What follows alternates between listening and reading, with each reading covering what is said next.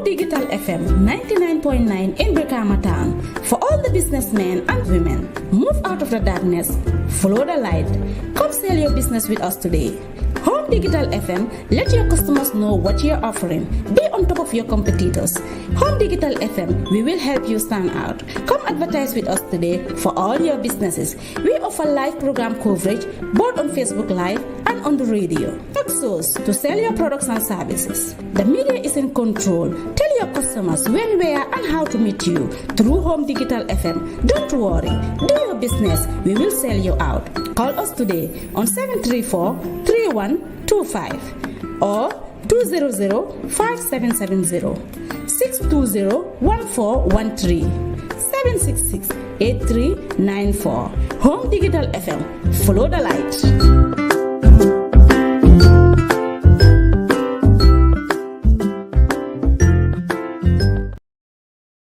The public is hereby informed that the 2023 Population and Housing Census, earlier scheduled for April 2023, has been rescheduled to November 2023. The rescheduling is as a result of the state of preparedness which is affected by the emergence of the novel coronavirus, COVID-19. For the smooth conduct of any census, the pre-enumeration activities should start at least 2 years prior to the census. This was not possible due to the diverted focus by governments and development partners to mitigate the impact of COVID-19. This resulted in the low level of disbursement of funds to support the pre-enumeration activities, which affected the timely implementation of these activities. Also, the conduct of a population and housing census needs to be preceded by a capacity needs assessment to determine the ICT, Geographic Information System, GIS, material and the human resource needs of the different stages of the preparatory process, and to serve as input for the development of the census project document. However, the restrictions on the movement of people and goods affected the movement of technical experts to conduct this assessment and the timely implementation of regional workshops that were expected to boost the capacity of census personnel. Another factor that affected the timely start of the census activities is the procurement of the GIS software and training on the use of the applications. This was essential as this is the first time the Gambia is conducting a digital census which requires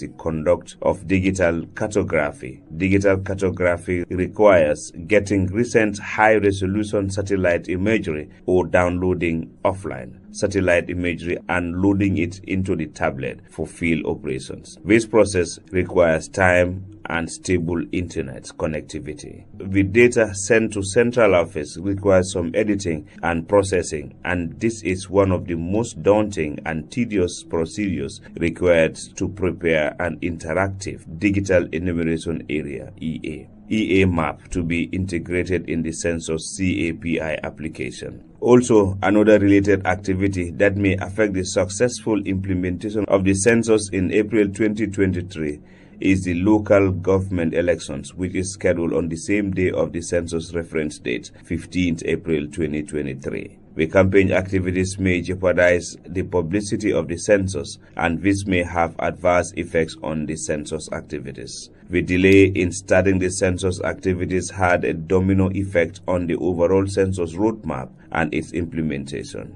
There are lots of technicalities and technical expertise needed to conduct a digital census, and since this is the first time the Gambia is using this system, sequencing of the implementation of the planned census activity is very critical to its success. The mapping exercise is ongoing and is expected to be completed in May 2023, and its data processing will continue for another 3 months. Furthermore, it's important to note that rushing or skipping any census activity will compromise quality of the output. Before the actual census enumeration, the Bureau is supposed to do a mini census called the pilot or trial census. The pilot census is the most important pre-census activity, and its main purpose is to test the overall readiness for the technical and logistical implementation of the census. This activity is planned to take place in May-June 2023 and will be followed by subsequent activities such as the deployment of census staff at the designated regional census offices, recruiting of census personnel, training and deployment of these personnel to the enumeration exercise. Signed, Nyakasi Mb Sanyang,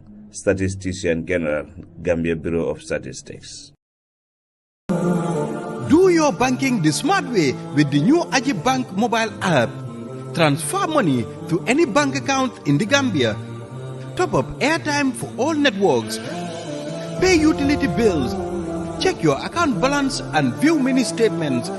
Request for ATM cards. Request for checkbooks and more in a single touch. So, do your banking in a smart way. Do your banking now with Aji Bank mobile app.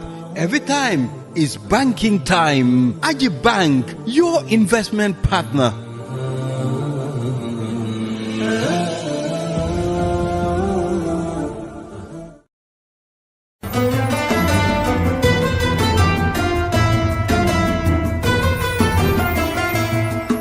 For all your needs in quality furnitures and household materials, the only place to go in the Gambia is Cairo Kumfa. We have good quality materials, affordable, and they last longer.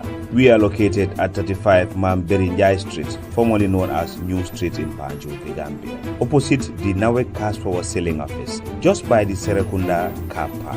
Our other outlet is located at Bakau Newtown, close to GT Bank on Gaba Jahumpa Road. For more information, you can call us on 510-3775, 344-3917, or 386-3646. And all these numbers can be accessed on WhatsApp for good quality and affordable household materials. Cairo Kumfa is a place for your new house decorations.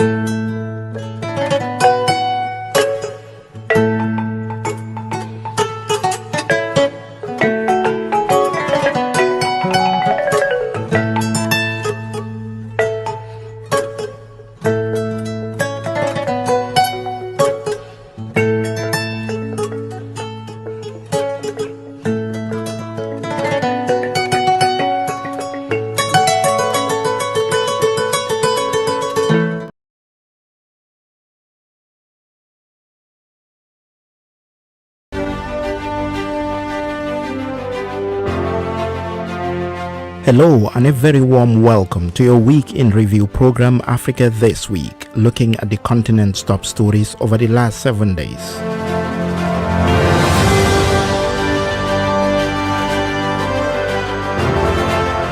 Coming up in this edition, Gambian President Adama Barrow received a report from a task force constituted to probe death of more than 66 children from acute kidney injury and said his government would carefully study the recommendations in the report and respond appropriately.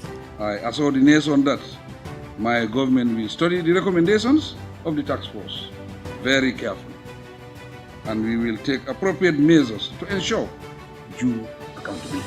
Ghana's main opposition NDC called for the arrest and prosecution of the Minister of Agriculture over his statement that the ruling party would not hand over power if it loses the 2024 presidential election. We are of the view that this comment or his comments on that day border on one, national security, and two, an affront to the Constitution. And as lawyers, we think that the police administration must be interested in this matter Nigeria's northern elders described as illegal and undemocratic alleged plots to stop the May 29 inauguration of Ahmed Bola Tinubu as the new president. Ashwaji Bola Ahmed Tinubu was voted massively by the people of the North, and the North stand firmly to defend and protect this given mandate. Now we notice that the agitation is taking a dangerous turn, for our country. A dangerous turn, and it's not acceptable. Elsewhere on the continent, Kenya's deputy president said the government is broke and struggling to pay salaries, but blamed the cash crunch on the previous government. We inherited a dilapidated economy with empty coffers. There was nothing. William Ruto has started rebuilding this country from scratch. And in a tit-for-tat diplomacy, Germany ordered Chad's ambassador to leave the country within 48 hours in response to a similar move by the Central African country last week. In sports, a Tunisian 4th Division football club suspended its activities after more than 30 of its players emigrated illegally to Europe. Also coming up in our special guest segment, a Finnish social justice activist who fights for the rights and dignity of refugees and asylum seekers in Finland. We also want to tell the asylum seekers in Finland that we see them and we see their desperate situation, and that there are people in Finland that care about them, because I do believe that the majority of the Finnish people are really seeing the asylum seekers and they are on their side. All this plus our human interest segment, spoken words and more. Africa This Week, coming to you from Home Digital 99.9 FM in the heart of Bikama. Sheriff Bojang Jnr. Thanks for joining us. We start in the Gambia, where a task force that was constituted end of last year to probe the deaths of more than 66 Gambian children from acute kidney injury Tuesday presented its findings to President Adama Barrow. In September, the Gambian government announced an inquiry into the initial deaths of 28 children from AKI that resulted from paracetamol syrup meant to treat fever. In early October, the World Health Organization, WHO, said the deaths may be linked to 4 contaminated cough and cold syrups made by Indian drug manufacturer Maiden Pharmaceuticals. That resulted to the formation of this 17-member panel to probe the children's death. Babukar Aliu Suare, the chairperson of the panel, spoke about the investigation during the presentation ceremony at State House in Banjul. During the course of the past 3 months, the investigation force conducted a series of key informants, interviews, review of relevant documents, as well as carrying out visits to a number of key institutions related to the subject matter. Your Excellency, given the nature of the subject matter, we produced a report with 4 sections. Section 1 is about the general information. Section 2 entails the fact-finding mission. Section 3 is the research-based part of the report. Section 4 delves into the results of the investigation. Your Excellency, there is also the executive summary specifically produced for your reference. We summarize the main report as well as the findings and recommendations arising from the injury. Babukar Aliu Suare, the chairperson of a task force that was constituted by the Gambian government last October to probe the death of more than 66 children from acute kidney injury. Meanwhile, President Adama Barrow, in response, said his government would carefully study the recommendations of the report and respond appropriately.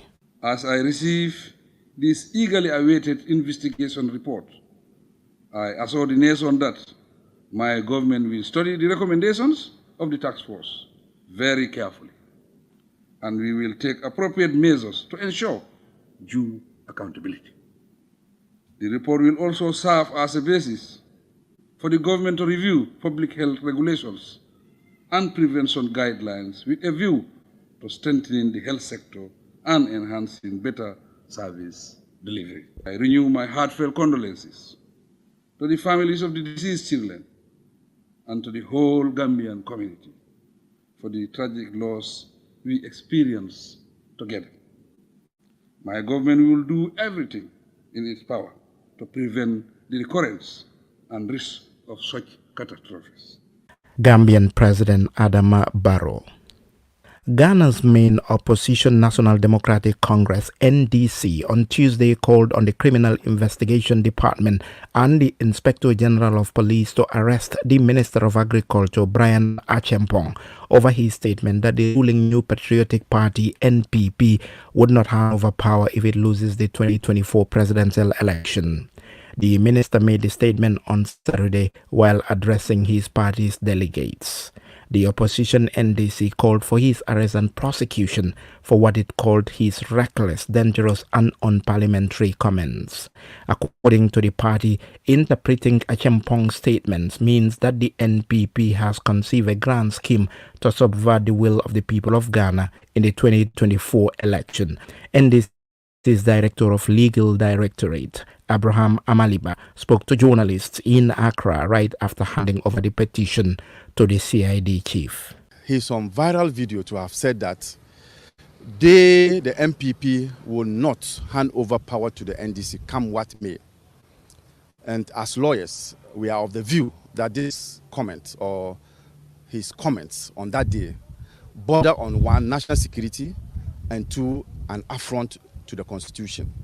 And as lawyers, we think that the police administration must be interested in this matter because as stakeholders in this democratic dispensation, we will not sit by for just one person to pass comments that will bring unrest in this country. So that's why we are here today, and we've submitted the petition to the CID boss. The CID boss indicated to us his appreciation of what we have done. She was of the view that she would take the necessary steps, having received the petition. Abraham Amaliba, the Director of Legal Directorate of Ghana's main opposition National Democratic Congress NDC. Now to Nigeria. Northern elders in Nigeria's north have described as illegal and undemocratic alleged plots to set up an interim government in a place of a democratically elected one. The Department of State Services DSS last month said it has uncovered plots by some political actors to install an interim government to stop the May 29 inauguration of Asiwaju Bola Ahmed Tinubu as the president. The Secret Service said the plot was to ensure the president-elect is not sworn in on May 29.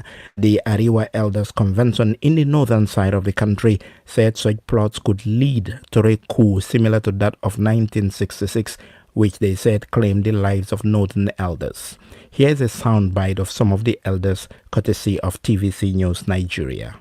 If a group of military officers now gather together and start planning a coup against this country, they will be smartly rounded up, detained, investigated, tried, and if found guilty, they will be sentenced to death.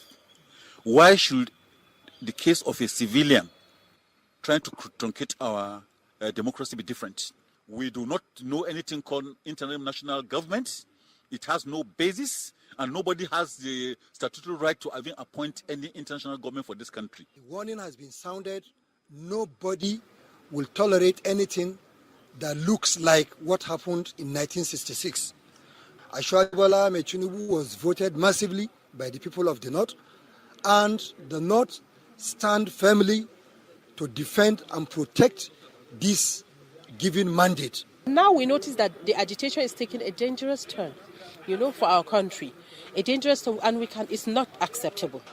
Northern elders in Nigeria's north. The UN Secretary General Antonio Guterres has urged Mali's ruling junta to accelerate the pace of returning power to elected civilians by early 2024, as it has pledged to do. In a report to the UN Security Council Tuesday, Guterres about the existence of violence in Mali on the population, to highlight the impasse in the Malian state in the north is located. Mali has been plagued by the spread of jihadism and violence of all kinds since the outbreak of insurgencies in the north in 2012.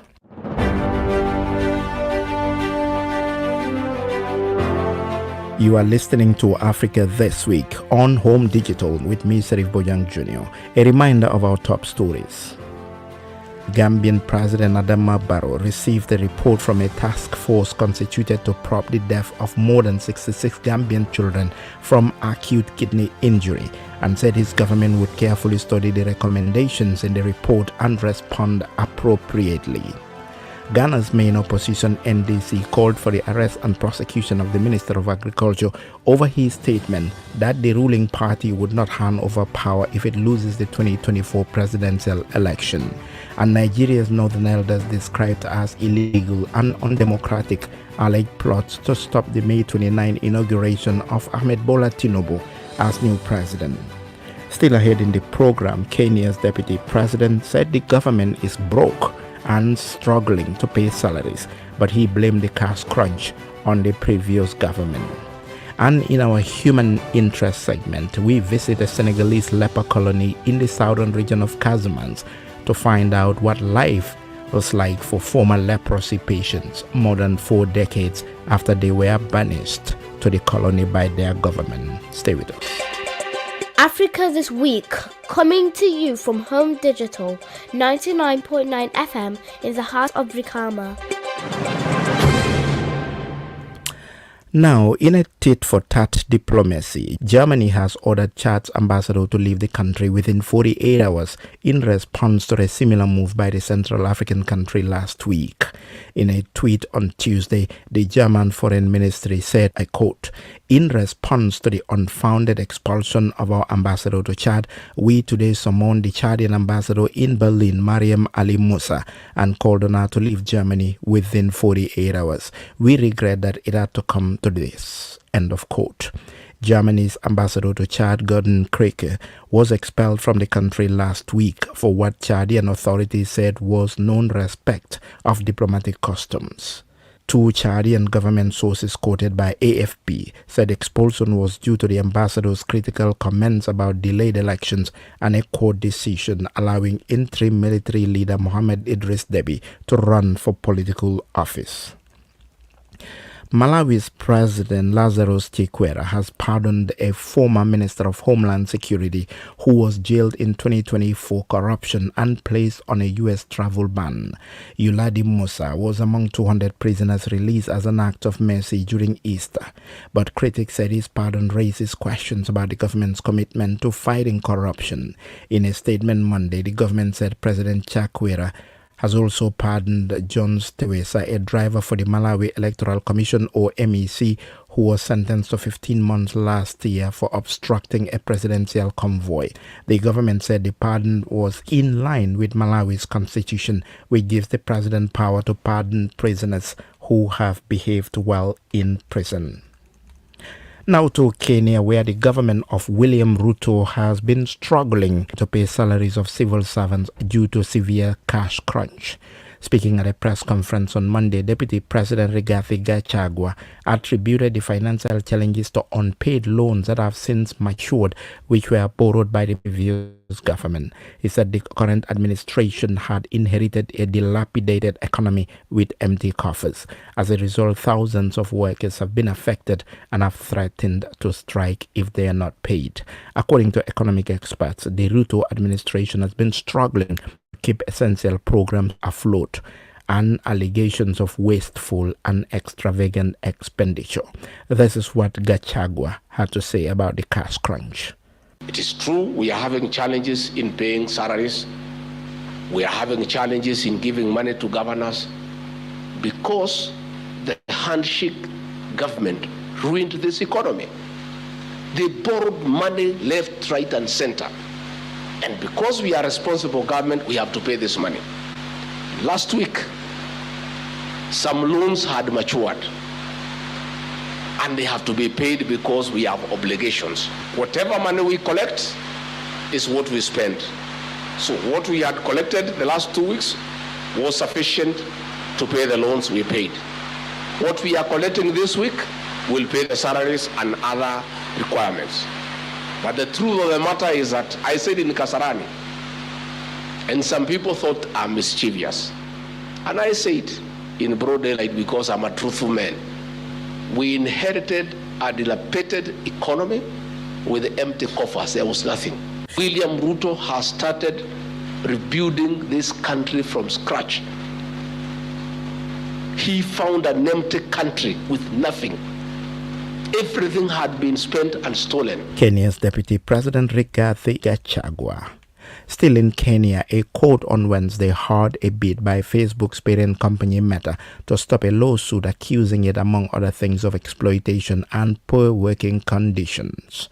Meta is seeking to have the case struck down, arguing that the local Employment and Labor Relations Court has no jurisdiction over it because it is neither based in nor trades in Kenya. In March, 43 moderators working at Facebook's moderation center in Kenya announced that they filed a lawsuit against Meta for unlawful dismissal. Mercy Mutemi is a lawyer for former content moderators. Basically, the challenge of the case is how they were treated while being Facebook content moderators and the manner in which Facebook and Sama tried to terminate their contracts. That's what this case is about. One of our claims in the petition is that the moderators who were engaged through Sama have tried seeking alternative employment as Facebook moderators through Majorel, and the response they're getting is that they're not engaging moderators who previously worked at Sama. So that the claim we're making before the court that that's discriminatory, and everyone has a right to work and they should have a right to apply and get equal opportunities for work. Mercy Mutemi, a lawyer representing moderators working at Facebook's moderation center in Kenya. Another story in Kenya, Interior Cabinet Secretary Githure Kindiki has affirmed that extrajudicial killings that have occurred in the country are under active investigation. Kindiki said the current government has zero tolerance for extrajudicial killings. He was appearing before the plenary of the National Assembly over the case of two brothers who were allegedly killed by the police in August 2021 after they were arrested for violating the 10 p.m. COVID-19 curfew. 6 officers have been charged. The autopsy conducted on the bodies showed the two died due to multiple injuries to the head and elbow. We are strengthening the independent police oversight authority to supplement the work of the Internal Affairs Unit of the National Police Service to provide an independent arm of the state that can help in dealing with extrajudicial killings. I confirm to the House, Mr. Speaker, and I assure the House and the member for Manyata that all extrajudicial instances of extrajudicial killings are actively under investigation, and the policy of this administration is zero tolerance on extrajudicial killings. The police officers have been informed accordingly that we shall not protect any officer who misuses their firearm to kill people other than what the law provides on the use of lethal force in law enforcement. Kenya's Interior Cabinet Secretary Githure Kindiki. From news and current affairs to our human interest segment, this week we rebroadcast an old story about my visit to a Senegalese leper colony in the southern region of Casamance to find out what life was like for former leprosy patients more than 4 decades after they were banished to the colony by the Senegalese government.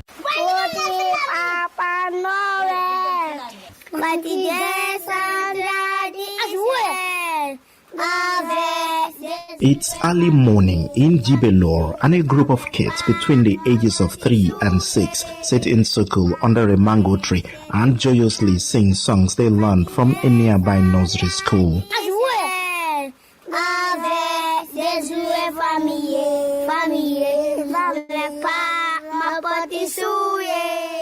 These are offspring of members of one of the few Senegalese leper colonies who were banished from society about 5 decades ago because many believed they were cursed and would transfer their disease to others. There is no official figure of the total number of the first settlers, but some reports suggest dozens. Unlike these kids, the people who were isolated to this village didn't have the opportunity to sit in circle and sing when they first got here. They were doomed to live here with abandonment, discrimination, and stigmatization. And today, the physical appearance of Jibelo remains a stark reminder of the tough and sad life the first inhabitants had to live. The red clay huts, not bigger than 8 square meters, that were built for them are still here. The streets have been washed away by rains, and the few public toilets shared by the entire village offer almost no privacy, as anyone going in is seen by everyone else.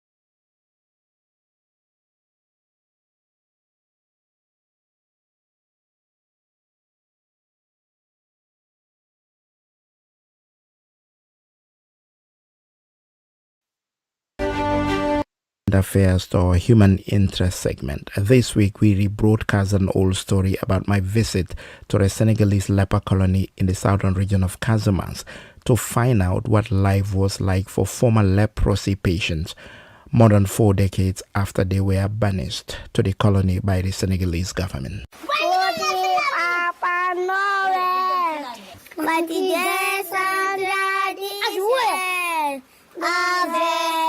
It's early morning in Jibelor, and a group of kids between the ages of 3 and 6 sit in circle under a mango tree and joyously sing songs they learned from a nearby nursery school.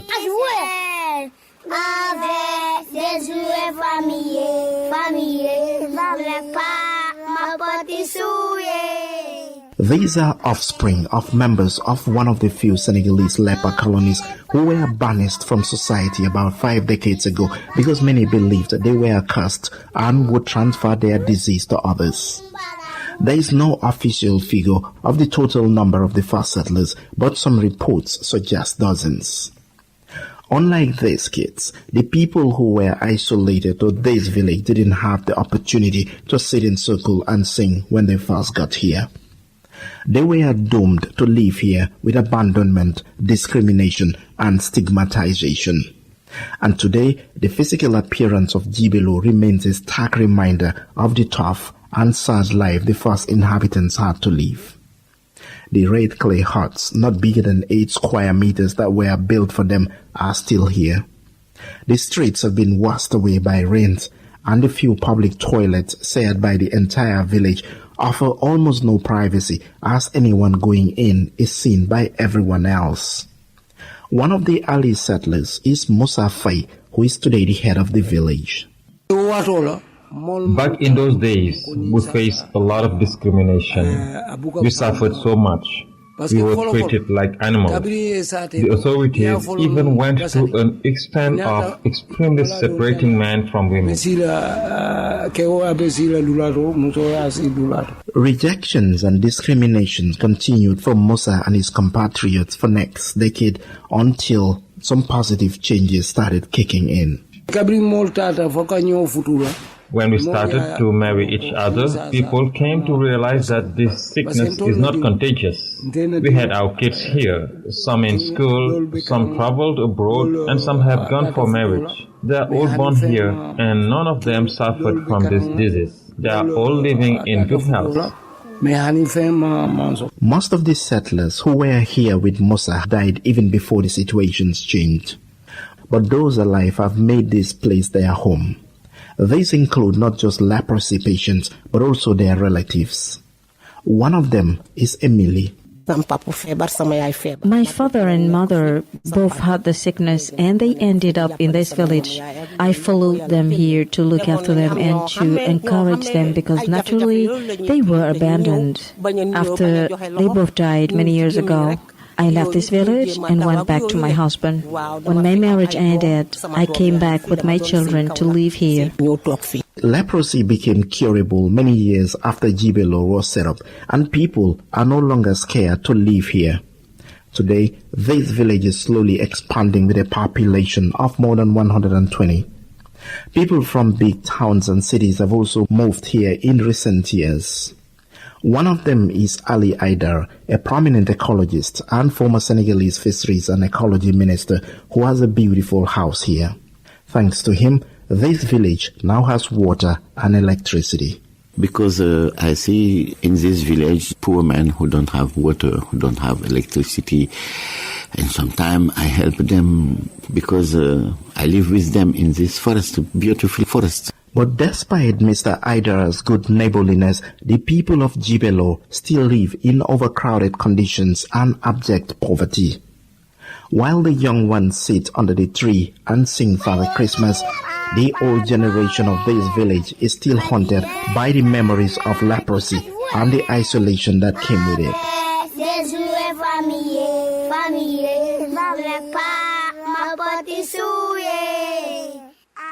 Now time for a spoken word segment. This week's words come from a Nigerian academic, Tonyin Ajawo. She calls this the umbilical telepathy.